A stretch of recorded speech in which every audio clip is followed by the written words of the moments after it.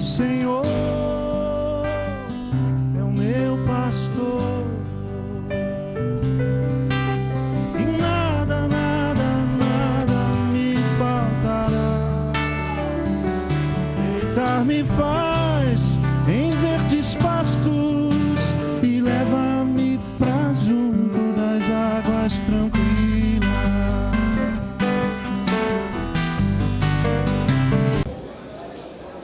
Com certeza, instigante e provocante debate entre os nossos preletores do nosso encontro. E para dirigir esse debate, eu vou chamar aqui o pastor Israel Belo de Azevedo. Costumo dizer, o mais belo dos Azevedos. Ele responde: presente. Não, não é isso que você responde. Ele diz que é o único. Tá bom, se ele diz. Pastor Israel é pastor da Igreja Batista Itacuruçá, na cidade do Rio de Janeiro. Eu não falei de. Não, falei Igreja Batista Itacuruçá. Posso continuar? Obrigado. Ele tem o mestrado em teologia e o doutorado em filosofia. É professor universitário e diretor-geral do Seminário Teológico Batista do Sul do Brasil, no Rio de Janeiro.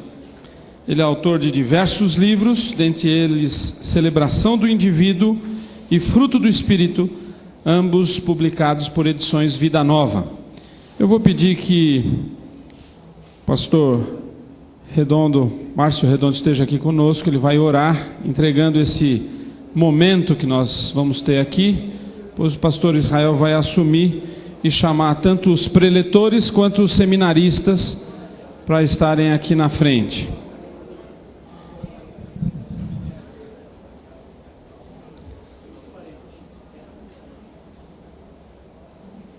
Ó Pai, até agora Tu nos abençoaste com momentos de inspiração, também de reflexão.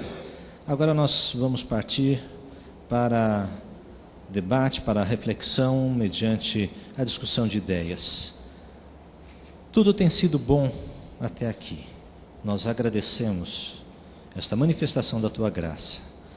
Agora, Senhor, nós Te suplicamos que coordenes Tu mesmo este momento. Usa, ó Deus, o Israel, a sua inteligência, a sua capacidade para estar à frente deste momento importante de reflexão. Que deste momento saiam não apenas ideias novas, mas desafios, acima de tudo, desafios do Teu Santo Espírito para nossas vidas e ministérios.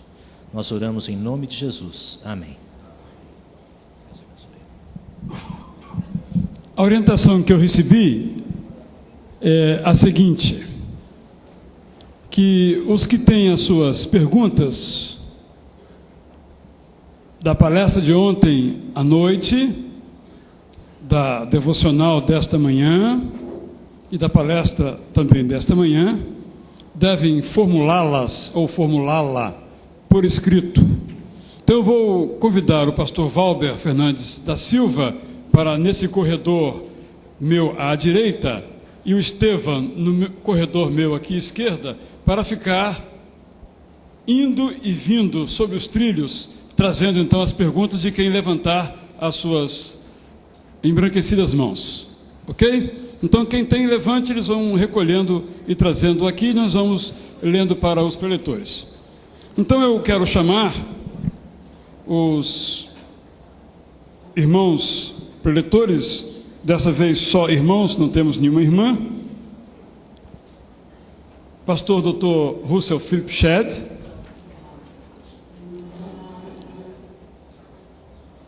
pastor professor MS Luiz Alberto Saião,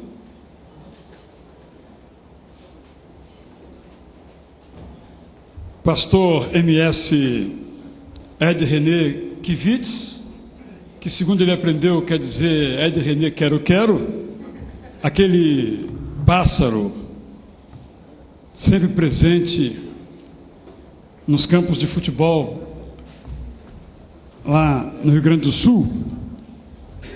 Não sei se chegou o pastor Ricardo Agreste. Não sei se chegou também o professor mestre Ageu Eringer Lisboa. Professor mestre Franklin Ferreira, por favor. Professor doutor Lourenço Estélio Rega, ou Rega. Professor mestre Ziel Machado.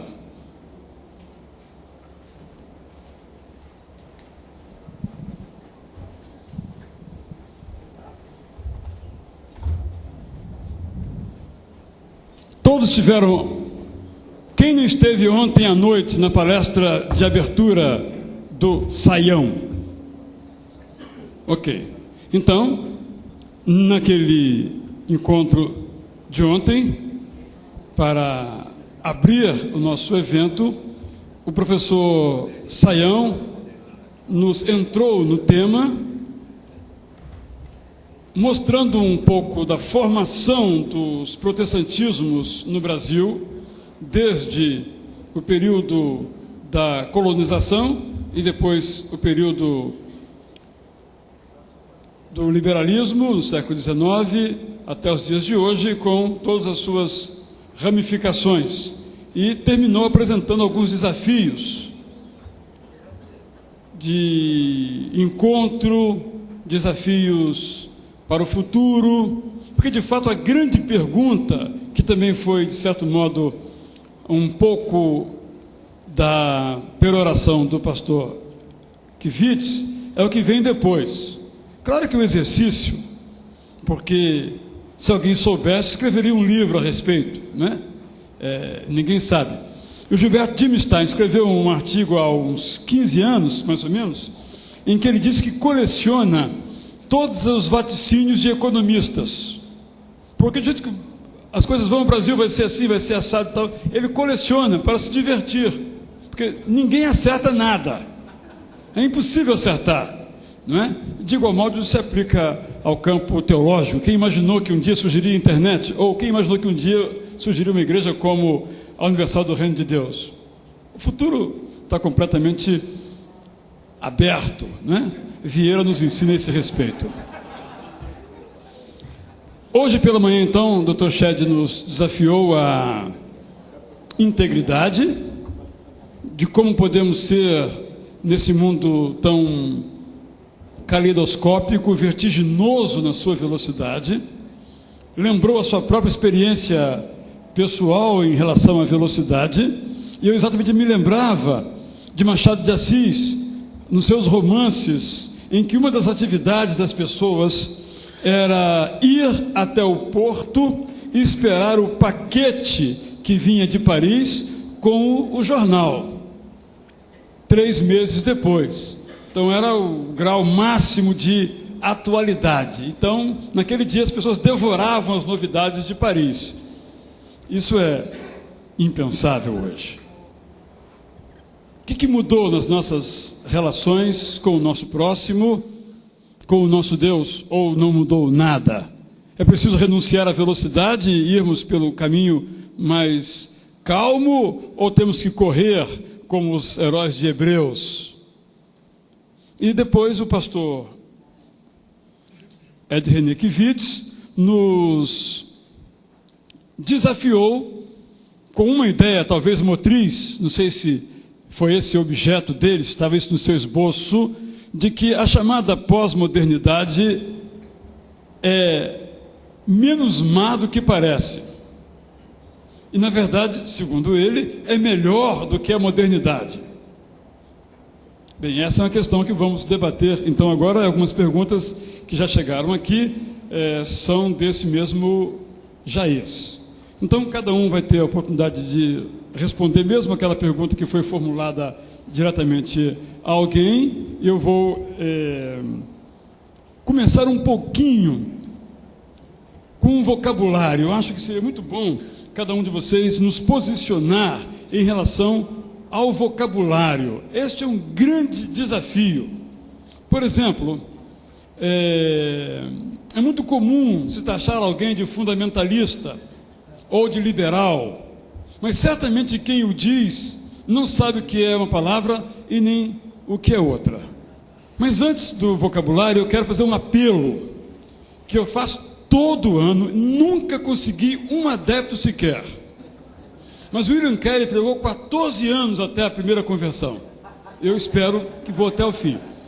Eu acabei de folhear um livro muito interessante, Paixão pela Verdade, de Alistair McGrath, cujo subtítulo é algo como não sei o que, do evangelicalismo. Essa palavra, editores, tradutores, não existe. Se é para criar uma palavra, é outra, é evangelicismo. Porque vem de evangélico, evangelicalismo vem de evangelical, que não tem em português. É um apelo candente, desesperado, apaixonado. Diz muito mais respeito, porque se evangelical é aquele que insiste naqueles fundamentos, a palavra não é boa, eu sei, evangélicos, da revelação, da singularidade de Jesus Cristo, a melhor palavra é evangélico em português, logo, evangelicista, soa melhor. Vamos parar com essa coisa de evangelicalismo, isso não existe. Da minha boca jamais ouvirão falar, só no ano que vem para reclamar de novo contra o termo.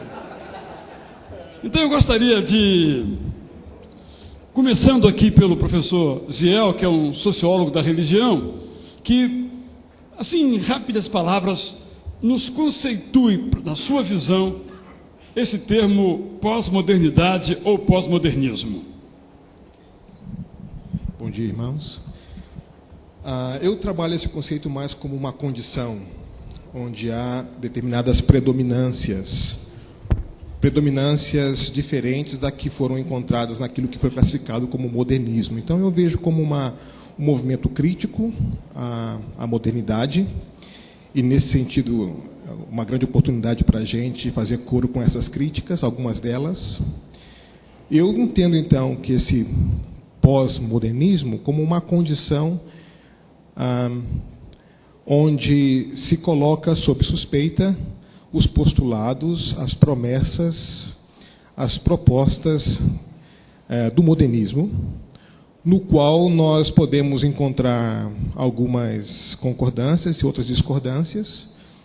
Eu não diria tão categoricamente que o pós-modernismo prescinde de referência, eu diria que o pós-modernismo mais bem adota outras referências, diferentes das referências do modernismo, e são referências arbitrárias, são as condições sociais, históricas, que acabam definindo preferências, e essas... então, é uma questão arbitrária, como foi no pré-modernismo, como foi no modernismo, e vai ser nos ismos que vierem pela frente. Então, mais bem, eu trabalho como uma postura crítica em relação ao modernismo.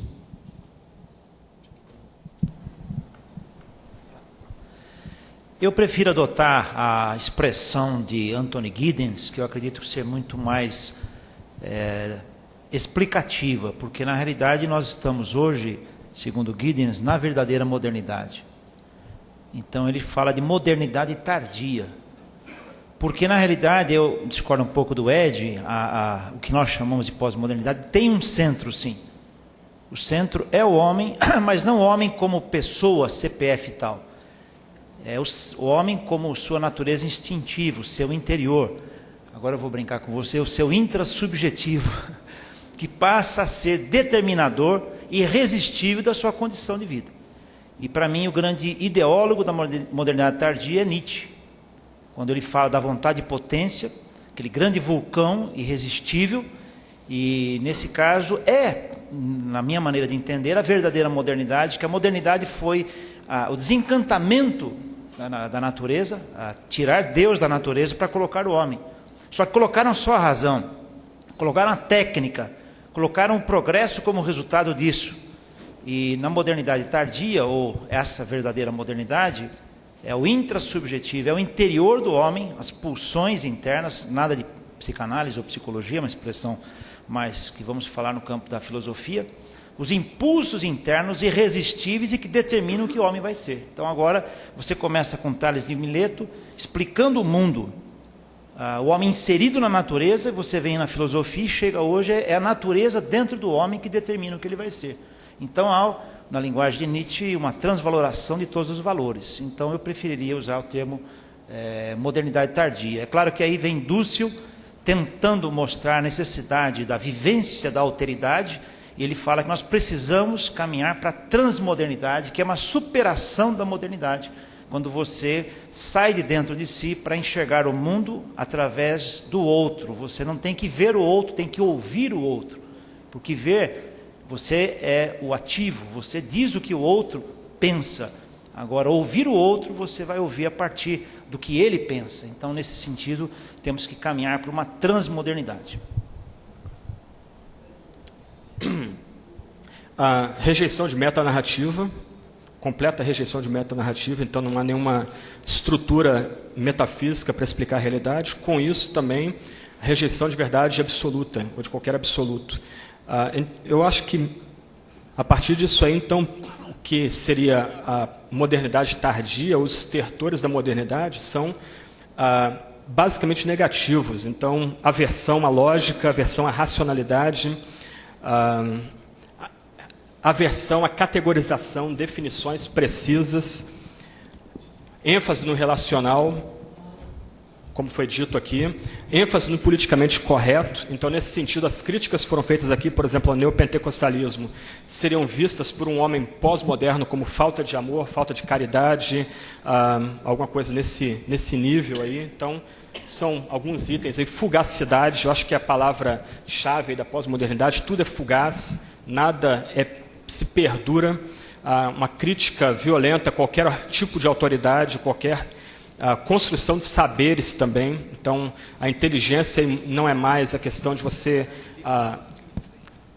adquirir a informação, muito mais a questão de você responder com velocidade ao que se passa ao seu redor. Então, seriam algumas características aí desse tempo aí que a gente vive aí.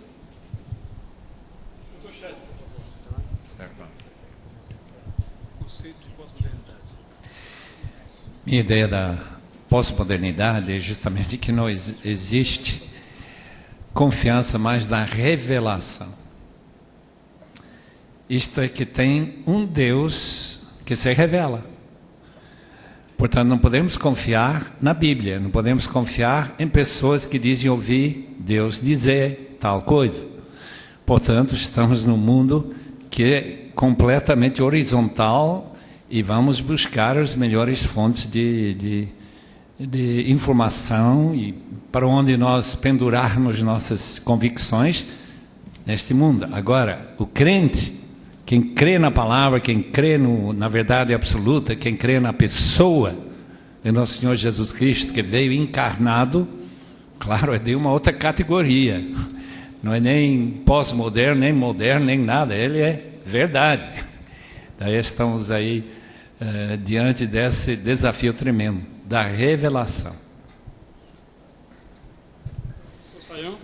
Eu acho que em grande parte o movimento pós-moderno tem a ver com a ressaca da modernidade. A modernidade resolveu criticar, numa espécie de pretérito-clastia, todo o pensamento anterior, medieval, e construiu promessas em cima da certeza objetiva, da preponderância absoluta do racional, e construiu uma cultura que, até um certo ponto, aí é uma derivação. Acho que lendo, por exemplo, Francis Schaeffer, dá para entender isso, que é uma derivação, em grande parte, do próprio aristotelismo, que até um certo ponto representa aí muitas amarras não bíblicas ao próprio pensamento teológico. E então, com a modernidade não conseguindo atingir o seu objetivo, a sua promessa, a pós-modernidade surge como movimento da cultura que critica, detona, rejeita as perspectivas do iluminismo, e acho que ela apenas elogia os elementos não racionais do ser humano e tende a escolhê-los como paradigmas de reorganização da realidade. E aí a gente tem, em grande parte, um desconstrucionismo de mal-estar muito forte, muito ligado ao que começa com Nietzsche, a a falta de convicção da objetividade da observação, a objetividade da comunicação das palavras. Michel Foucault, né, a palavra é apenas instrumento de dominação e não de derivação do significado, né? A relação entre realidade e mundo linguístico não existe. E traz toda essa sensação que eu diria que é de maresia, né? Nós não estamos sentados em nada e estamos indo a lugar nenhum, uma espécie de indefinição muito grande, mas eu gostaria de dizer que concordo que ela não é o bicho-papão, ela é nem um anticristo, ela é um movimento da cultura que representa novos desafios teológicos e ministeriais. Professor Ed, quer acrescentar algo sobre o conceito? Já está suficientemente esclarecido em sua obscuridade. Eu só queria sugerir um outro autor, referência, que é o Zygmunt Bauman, que fala da modernidade líquida, a maneira como ele se refere à pós-modernidade. Vou começar então com as perguntas, evidentemente são muitas, e a maioria para o pastor Kivitz, por uma razão mais ou menos óbvia, que foi o último a falar, e isso geralmente provoca, então, um número maior de indagações. E a pergunta primeira, então, para o pastor...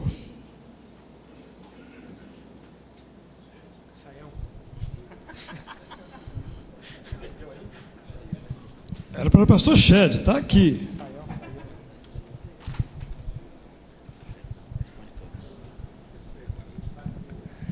Quando o irmão falou sobre a graça barata, pareceu-me que, além da frouxidão em relação ao pecado, o irmão também denunciou uma apatia eclesiológica das igrejas reformadas, entre parênteses históricas. É isso mesmo ou eu entendi errado? Pergunta o nosso participante. Claro, muitos vão entender exatamente isso, que a gente estava criticando a ideia da justificação da fé, a ideia que é fundamental na reforma, isto é, que uma vez justificado, uma vez que a gente não pode mais se perder, tem certeza de sua salvação, então o que você faz, ou dizer, ou pensar, nunca vai fazer diferença nenhuma mais. Você vai para o céu de qualquer jeito, quer ou não quer. Então, temos que sempre colocar no equilíbrio isto com outros textos que, por exemplo, Hebreus, capítulo 12, que ainda devemos falar amanhã, que temos que correr atrás da santificação. Já somos santificados em Cristo, 1 Coríntios 1:30, mas também temos que correr atrás da santidade. Em outras palavras, temos que tornar a ser aquilo que nós somos. Isso também é bem pós-moderno, em termos de um pouco irracional, né? Alguém quer acrescentar algo sobre isso? Eu acho que é interessante, porque aqui a gente vê uma questão que a gente está acostumado, né, no pensamento, vamos dizer, mais da modernidade, que tem uma lógica exclusivista, que eu gosto de brincar e dizer que é a teologia do Saci Pererê, a teologia de uma perna só, né? E acho que o pensamento bíblico tem vínculos mais razoáveis com o pensamento que permite uma relação dialética ou polialética de verdades que não se compreendem plenamente, mas que continuam sendo verdades. Alguém quer dizer algo mais a esse respeito? Eu quero. Sim. Eu acredito que esse conceito de graça barata do Bonhoeffer, ele ilustra um pouco essa distinção entre tratar a verdade como uma doutrina e tratar a verdade como uma pessoa. Quando se trata a verdade como uma doutrina, a salvação é resultado de acreditar naquele enunciado tido como verdadeiro. Quando se trata a verdade como uma pessoa, a salvação é resultado da rendição a esta pessoa. Por isso é que a graça salvadora é aquela que afirma que a fé salvífica é a que opera por amor, de Gálatas. Crer numa verdade a respeito de Cristo é crer numa doutrina. relacionar-se com a pessoa de Cristo é ser um cristão. Acho que isso ilustra um pouco do que é a crítica do que eu estava tentando sugerir, de tratar a verdade como um conceito objetivo e não como uma pessoa. Israel? Eu estou pensando aqui na graça barata, que hoje ela é cara, porque na realidade ela entra no mercado religioso e numa igreja neopentecostal você tem que pagar o sacrifício e se tornar fidelizado à própria igreja. Então você vai atrás de Deus, na realidade, para receber dele uma graça que na realidade não é uma bênção espiritual para a sua vida, mas você vai em busca de bens simbólicos para trazer um projeto de vida boa. E Deus então ele passa a ser o grande servo do universo e o ser humano o grande requisitor desse servo. Então nós temos hoje a graça barata no conceito de mercado religioso, trazendo toda uma redefinição e ressignificação do que seja o Evangelho, a Bíblia e tudo mais. Então, eu acredito que, nesse caso, por exemplo, Deus é transformado em mercadoria e a graça barata acaba se tornando cara, porque depois que você investir um certo tempo numa certa religiosidade, numa certa igreja, e não está dando certo, você procura outra. Então, a sua fidelização é a dar certo. Tem que procurar uma religião que funcione para o seu bem-estar pessoal. Uma pergunta ao plenário, o som está chegando bem até o último local lá? Ok, só para a gente ter essa convicção. Sim, Franklin. Acho que só a preocupação é com talvez uma possível falta ou falsa dicotomia entre encontro e conteúdo. Né? Quer dizer, para pós-modernidade, o pós-moderno ele resiste em categorizar ou definir uma pessoa. Termina-se então só a questão do encontro. Quando, por exemplo, em Atos 16 diz lá, crer no Senhor Jesus Cristo será salvo, ao postular crer no Senhor Jesus Cristo, você já tem algum conteúdo mínimo ali. Então, dentro do conceito de fé salvadora, você não encontra apenas uma pessoa, encontra uma pessoa que tem um determinado conteúdo também. Até porque, hoje, no mercado religioso, você tem N Cristos. Então, a gente tem que perguntar em que Cristo a gente está colocando a fé.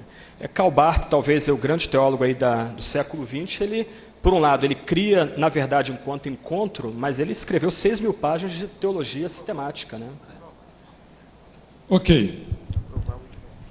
Há duas perguntas para o professor Sayão, que no fundo são uma mesma pergunta, que é em torno da eventual cooperação de mutualidade de participações entre as igrejas históricas e as igrejas pentecostais ou neopentecostais, mas eu vou ler as perguntas em respeito aos seus formuladores. Pela ordem de chegada aqui.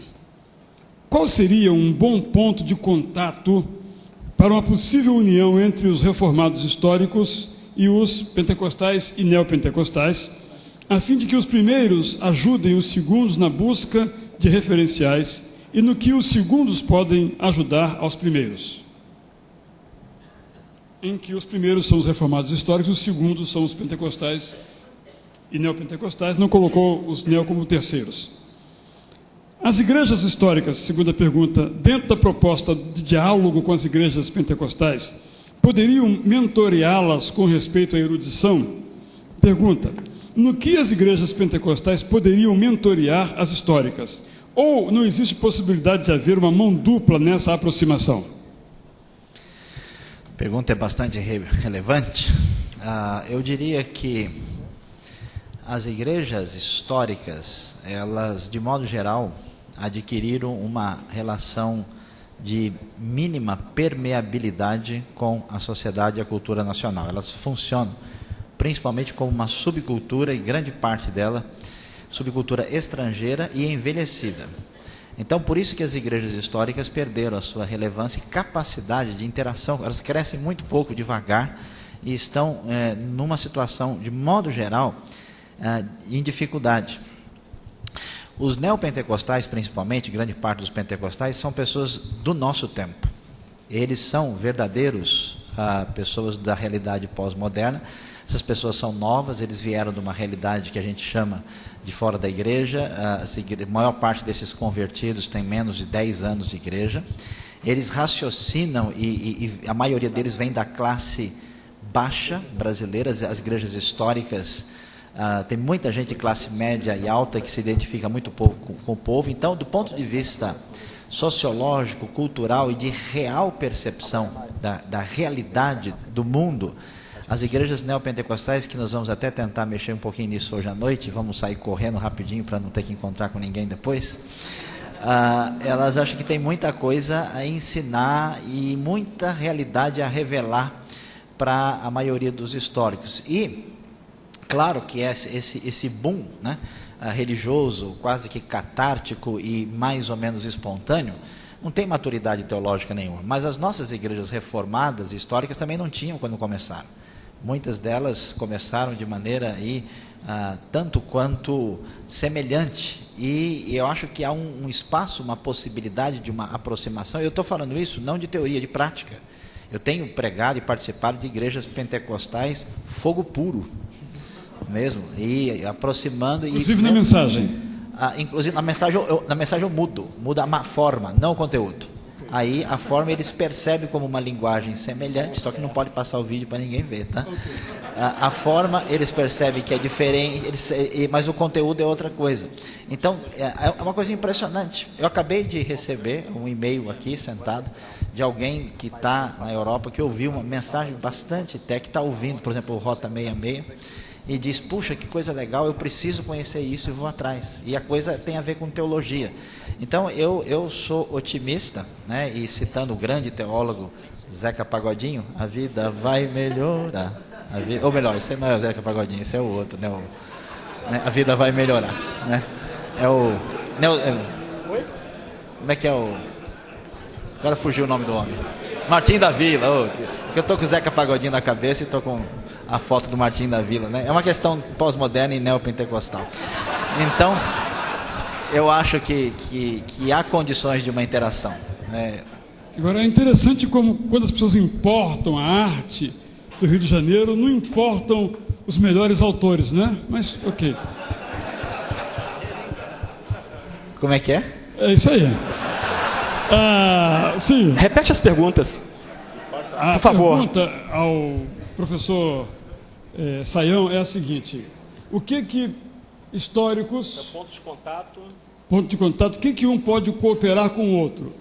Aliás, eu já mencionei aqui no ano passado que essa pergunta também surgiu, é sempre a pergunta. Por que é a pergunta? Porque os pentecostais, em termos numéricos, são aqueles que têm uma taxa de crescimento mais expressiva.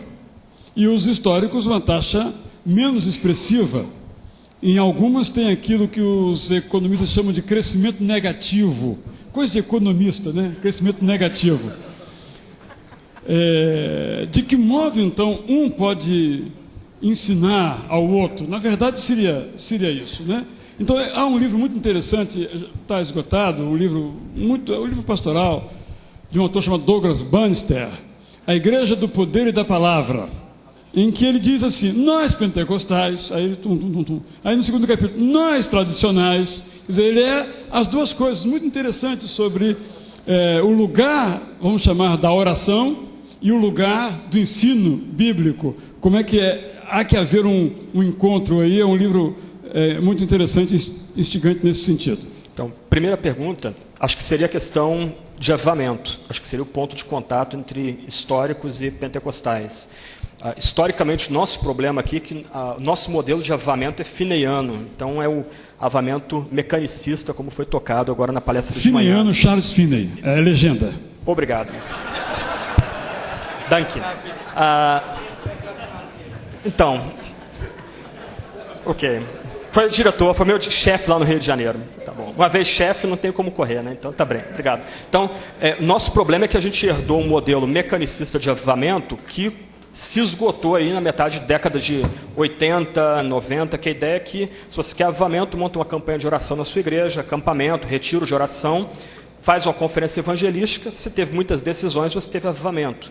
Só que quando a gente volta para o padrão mais antigo, de Wesley, Jonathan Edwards, então você tem um modelo diferente de avivamento, muito mais próximo da expectativa pentecostal do batismo no Espírito. Então você teria um corte aí, um ponto de contato entre essas duas tradições, tanto calvinista e arminiana, como Holiness, ou pentecostal, do século XIX. Segundo ponto, mais aí na área de tentativa, é interessante que a palavra reformada aqui foi usada num sentido mais lato, né? Mas é interessante que o eixo calvinista hoje acaba mudando muito mais de igrejas presbiterianas ou batistas, né, como seria tradicional, para igrejas de Assembleia de Deus. Então é interessante que a Bíblia de Genebra, que é a segunda Bíblia mais vendida no país, é basicamente consumida ou comprada nos círculos de Assembleia de Deus. Então isso é interessante. Semana passada teve um encontro lá no Rio, em Niterói, numa igreja Assembleia de Deus, 130 pastores assembleanos escutando palestras sobre calvinismo, né? Augusto Nicodemos pregando lá, outros preletores lá falando sobre teologia reformada, calvinismo, para igrejas Assembleia de Deus, o que seria impensável há alguns anos atrás. Por outro lado, um dos maiores eruditos do Novo Testamento hoje é assembleano, Gordon Fee, né, que é professor no Regent College, ele é da Assembleia de Deus. Então você tem essas nuances hoje dentro do evangelicismo. Foi mal. Evangelicismo, obrigado. Evangelicismo, tanto anglo-saxão como brasileiro, né? Então as fronteiras aí se cruzando hoje, e essas interações. Então as igrejas históricas hoje, pelo menos da academia, um pouco mais liberais, mais influenciadas pela teologia liberal ou pós-liberal europeia, e hoje as igrejas pentecostais aderindo mais a uma tradição confessional do século XVI e século XVII. Pelo que eu sei, o professor Ciel é totalmente cético em relação a esse diálogo possível, né? Não, acho que, pelo contrário, eu acredito que é o diálogo mesmo. Acho que, em parte, nós... Eu disse isso porque ele me trouxe de carona, ele falou exatamente o contrário disso agora, por isso que eu estou perguntando. Olhando para você, eu mudei de opinião aqui. Eu acho que o diálogo é o caminho. Eu acho a abordagem histórica do qual eu faço parte muitas vezes pretensiosa, arrogante, em relação à igreja neopentecostal, pentecostal. Acho que nós não reconhecemos a nossa responsabilidade nesse processo, os equívocos que cometemos no passado e que temos cometido nessa relação. Acho perigoso a tentativa, às vezes, de mentoreamento. Acho, às vezes, um pouco arrogante da nossa parte isso. Acho que nós somos o lugar mais seguro para esse diálogo é debaixo das pés de Cristo, na cruz, na Escritura, na graça, na fé.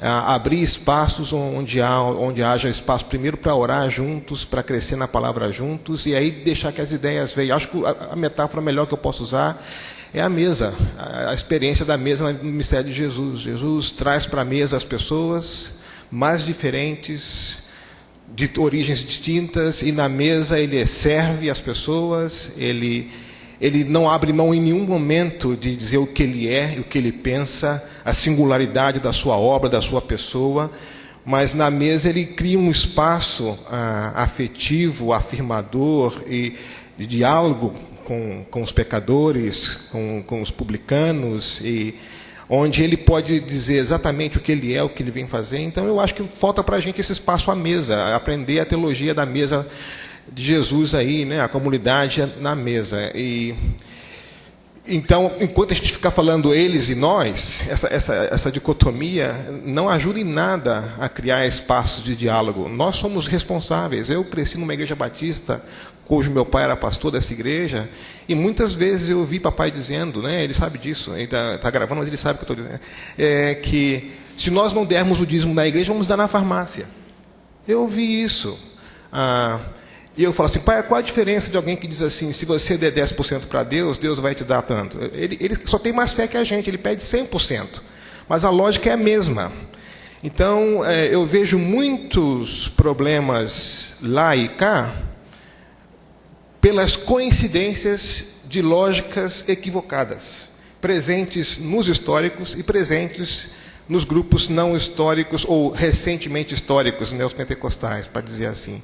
Então, eu acho que o grande desafio para a gente nós fomos assaltados por esse narcisismo, que é a grande doença da liderança evangélica brasileira, presentes lá e cá, e esse narcisismo nos levou a um protagonismo de tal ponto que nós temos o que dizer, mas não temos o que ouvir.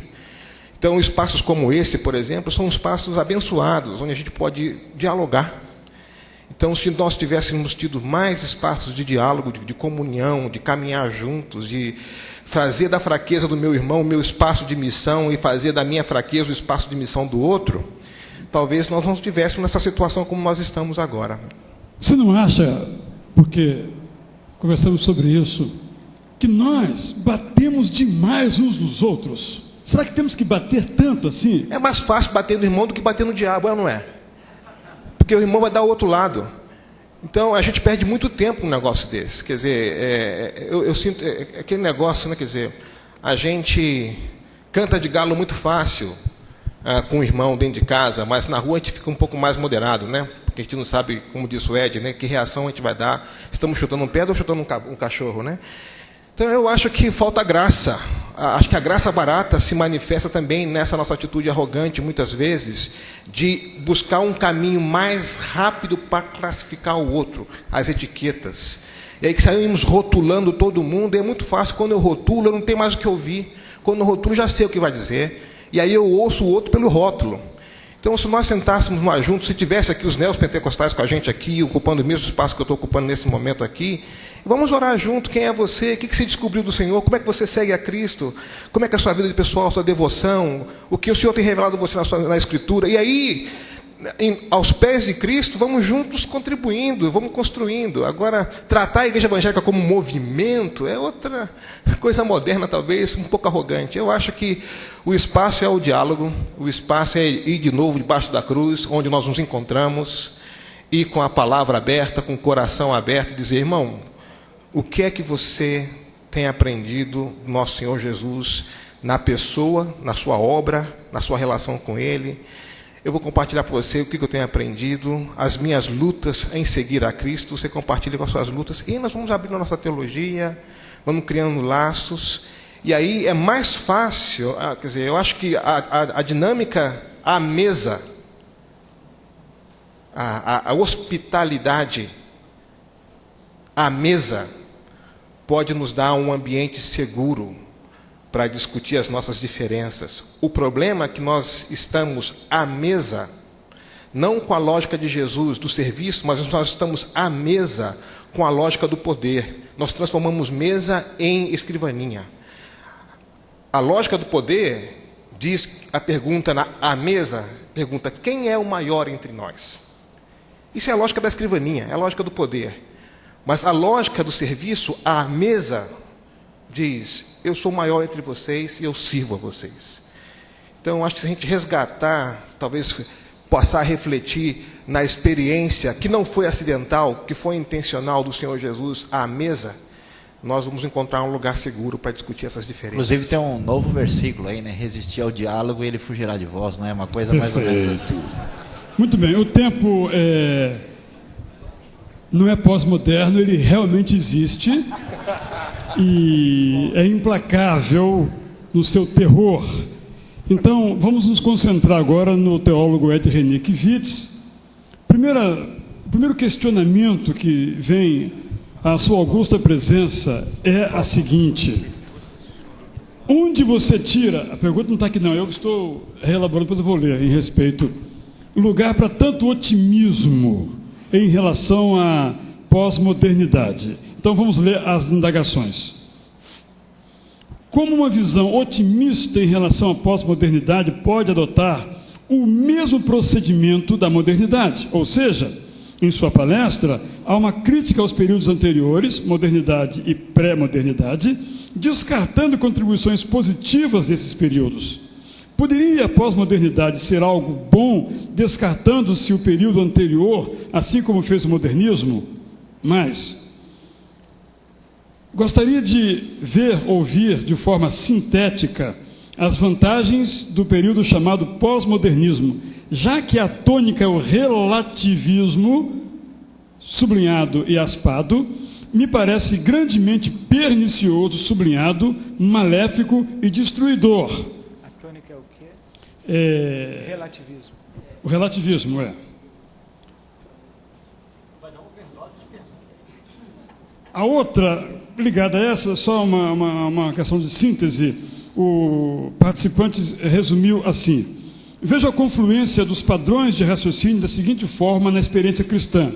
medieval leva a pessoa ao arrependimento. O modernismo estabelece uma estrutura para o crescimento espiritual. Pós-modernismo expressa a maturidade do cristão no relacionamento pessoal com Jesus Cristo. Por favor, expressar a sua opinião. Primeiramente, esse bloco de 3 aí, que estão no fundo a questão do otimismo. Tem mais, né? ainda? Tem mais umas 15 ali, tá. Bom, primeiro, eu não tenho nenhum otimismo com a pós-modernidade. Eu tenho otimismo com a igreja. O meu otimismo, quando eu disse, não foi em relação à pós-modernidade. Foi em relação a esse próximo kairos da igreja. Porque a que se deve o meu otimismo? Que o grande mérito da pós-modernidade é que ela gritou que o rei está nu. A máscara da modernidade caiu. A arrogância racionalista e humanista está no banco dos réus. O mundo que a modernidade criou não é um mundo com o qual estamos satisfeitos. Na minha opinião, está claro que deixar a história nas mãos do homem equivale a um caminho trágico. Tanto é que nós estamos ouvindo o clamor por um outro mundo possível. Não sabemos qual é. Essa fala que se torna quase que um chavão da esquerda ideológica, na verdade é um clamor pelo resgate de uma utopia. Um outro mundo é possível, porque esse daqui não é suficiente e satisfatório. Então, eu não tenho nenhum otimismo com a pós-modernidade. Eu tenho otimismo com a igreja. Eu, diga-se de passagem, não me considero nem medieval, nem moderno, nem pós-moderno. Eu me considero um cristão bombardeado pelas categorias medievais, modernas e pós-modernas. Mas eu sou cristão, não sou pós-moderno. Agora, eu vivo num contexto de culturas medievais, modernas e pós-modernas. Eu não considero, nem mesmo disse na abertura da minha plenária, que a pós-modernidade identifica um período da história. A pós-modernidade identifica um padrão de pensamento. Porque no mundo hoje nós temos espaços medievais, modernos e pós-modernos. A segunda questão é que o relativismo da pós-modernidade é verdadeiro, porque eu, fazendo um contraponto à palavra do professor Lourenço, o centro é a subjetividade humana, mas quando você tem o subjetivo como centro, e essa subjetividade humana que leva a tônica do cada cabeça uma sentença, né? Cada um tem a sua própria verdade, então você não tem centro, você tem uma sociedade complexa, de muitos centros, de infinitos centros. Então, é fato que estabelece-se aí o relativismo, porque cada um vai ter a sua verdade. E isso é uma crítica que a gente tem que fazer, evidentemente, porque nós cremos na verdade. Agora, eu acho que o aspecto positivo da pós-modernidade foi esse, piedosamente descrito pelo Ziel, agora há pouco.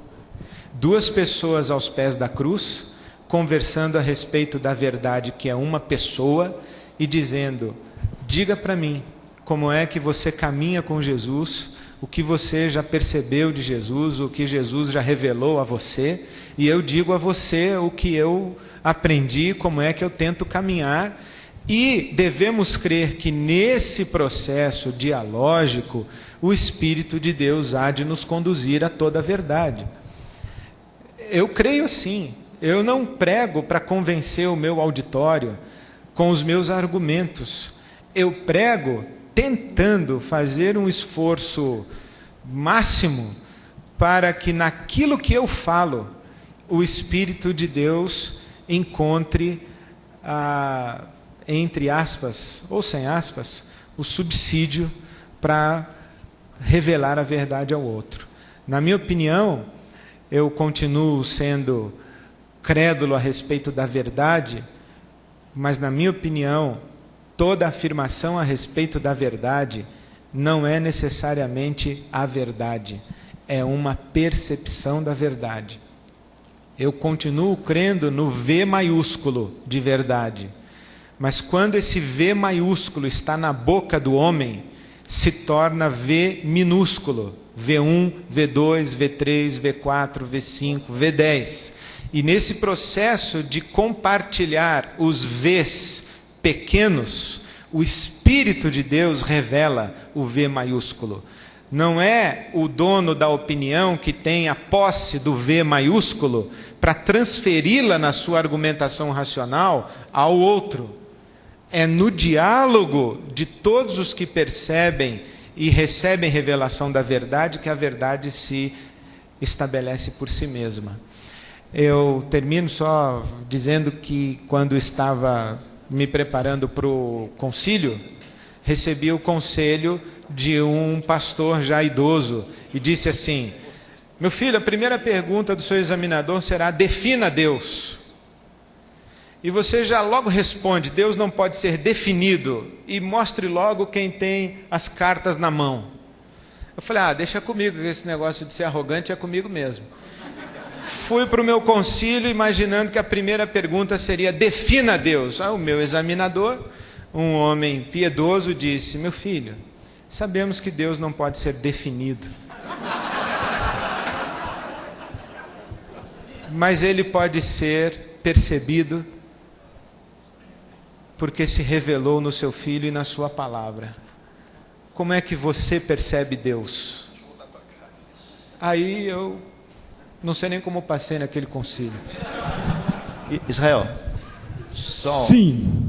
Duas colocações. Eu só peço aos participantes, painelistas, plenaristas e etc., que consigam ser mais sintéticos do que tem sido. Tá bom. Duas questões só, Ed, para refletir. Uma é sobre o relativismo e outra sobre a questão do centro hoje, né? O relativismo de hoje é um relativismo completamente diferente do relativismo até então, porque o relativismo que nós estamos convivendo é um relativismo conceitual. Eu creio nisso, minha ética é essa por causa disso, disso e disso. Mas o relativismo hoje é um relativismo do coração, é um relativismo não só subjetivo, é intrasubjetivo, no sentido de que é no interior da pessoa. Na realidade, hoje quem explica a ética é a neuroanatomia e não a filosofia, porque hoje você obedece os seus instintos, eles determinam, e é o seu cérebro reptiliano e não o córtex cerebral que determina. Então você não tem como explicar isso, e é isso que é o centro. Agora a modernidade começa no Éden, quando o ser humano declara a sua autonomia, e ela vai se aperfeiçoando. Se nós formos analisar de uma certa maneira, em termos teológicos, é isso que acontece, né? Acho que um aspecto positivo da pós-modernidade, bom, eu sou historiador, então eu estou me ocupando disso. Eu tenho a impressão que o mundo pós-moderno, ele é mais parecido com o primeiro século do que o mundo moderno. Nesse sentido, eu acho que o esforço de estudo do Novo Testamento vai ganhar uma vitalidade maior, no sentido que nós vamos estar dialogando hoje num contexto parecido ao contexto em que o Novo Testamento nos foi dado e com seus diálogos que foram estabelecidos lá.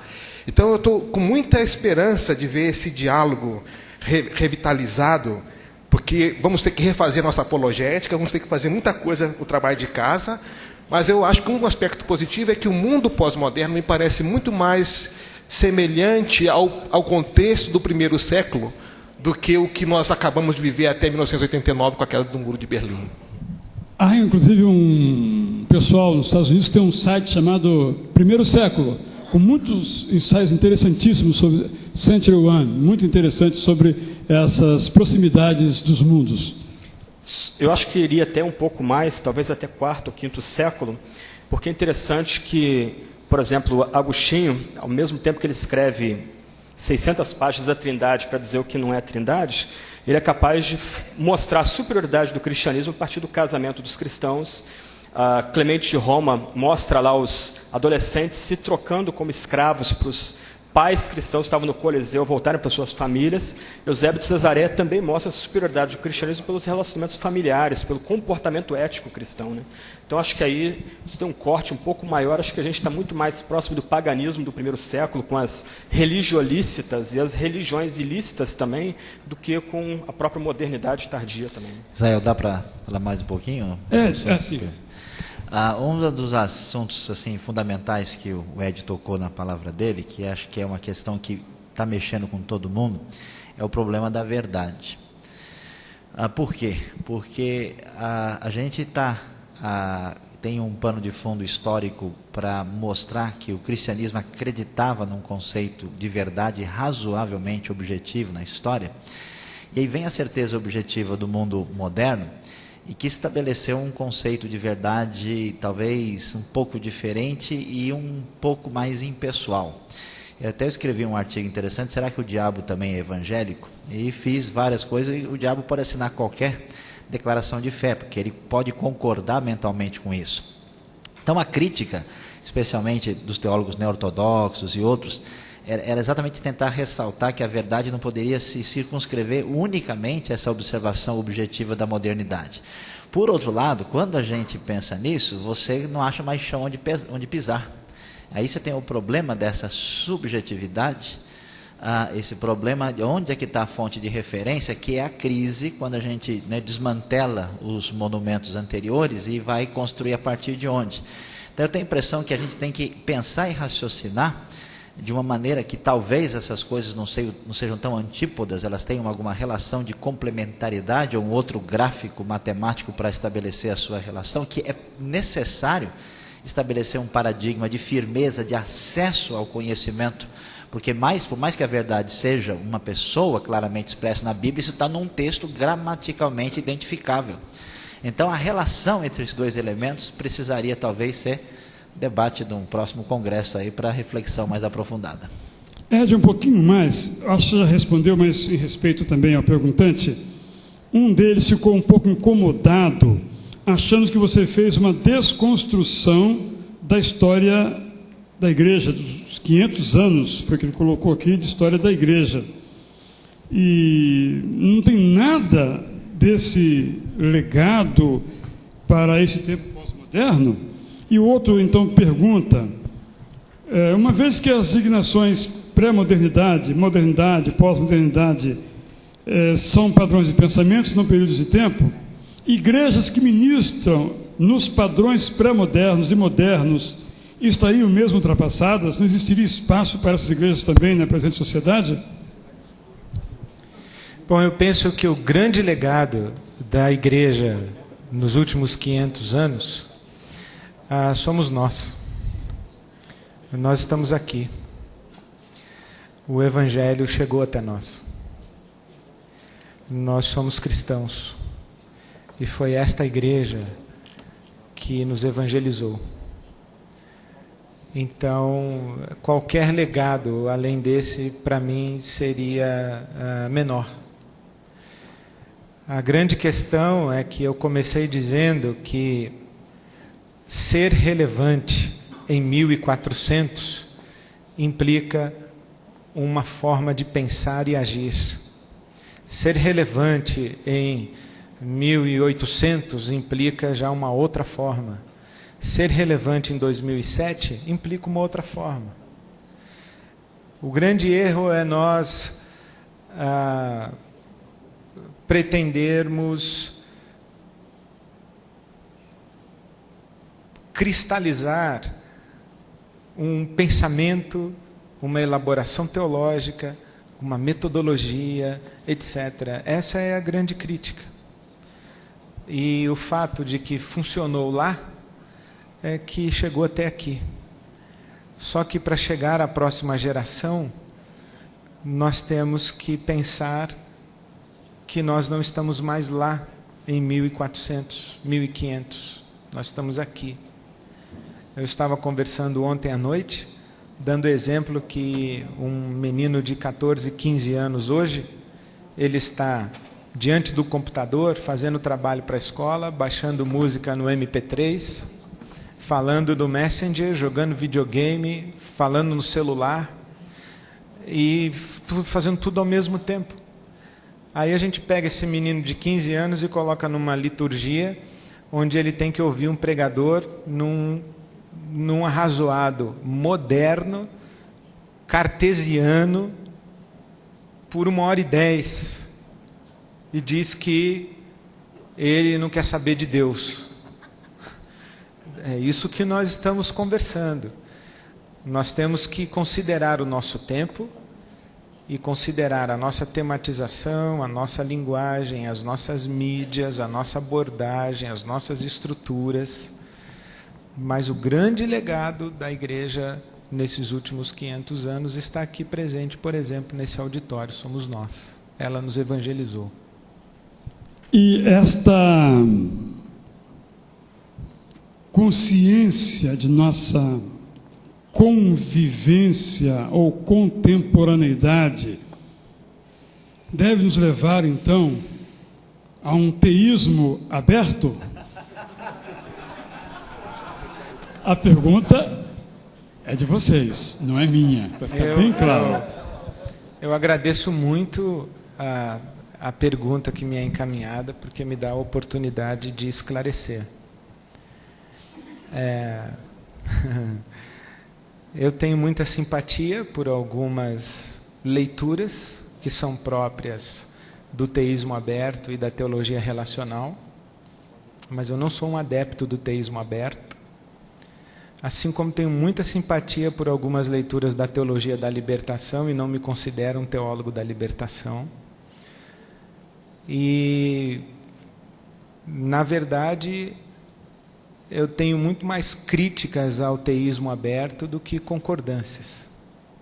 Por alguma razão, que não vem ao caso explicar agora, eu tenho que ficar me explicando a respeito de teísmo aberto, mas a pergunta não deve ser dirigida necessariamente a mim, porque eu não coloco dessa maneira. Os postulados do teísmo aberto não me satisfazem. E acho que é isso. Nós temos aqui muitas outras perguntas. Eu prometo que vou guardá-las no meu bolso e, havendo oportunidade, eu as reapresentarei. Peço desculpas, evidentemente, a aqueles que não tiveram suas perguntas diretamente formuladas. E eu quero terminar com 2 comentários, porque quem tem o microfone tem esse poder, né? E eu vou usá-lo nos últimos segundos. A partir de uma pergunta muito bem elaborada aqui, como não cair na cilada de criticar a pré-modernidade e a própria modernidade pelas lentes iluministas da modernidade?